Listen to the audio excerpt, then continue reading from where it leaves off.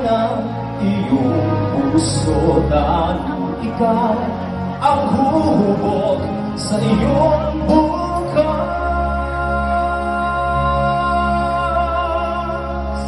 Huwag mo sanang akalain na tutulog pa ang Diyos. Bakit kaya? Bakit ka ba naghihintay? Nabibukin ka, pinili pa ng tahanan. Alam na kung bakit magkakaganyan.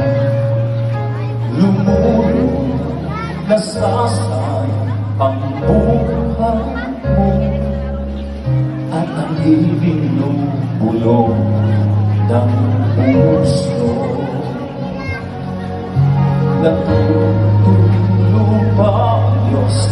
Natutulog ba?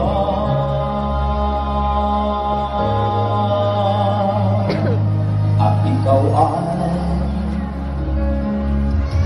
kaagad sumusuko, kunting hirap at munting pagsubok lamang.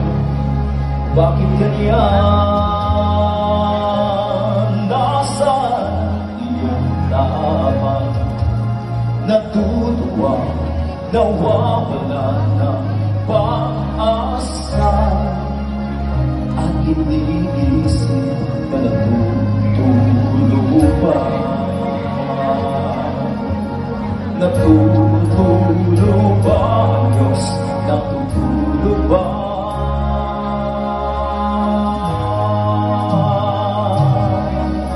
Sikapin mo, pilitin mo, tibayan ang iyong puso na ikaw ang huhubog sa iyong bukas. Huwag mo sana akalain na tutulog ba ang Diyos.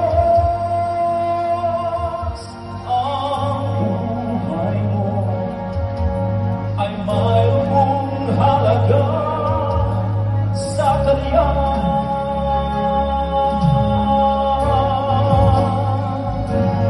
Dapat nga ba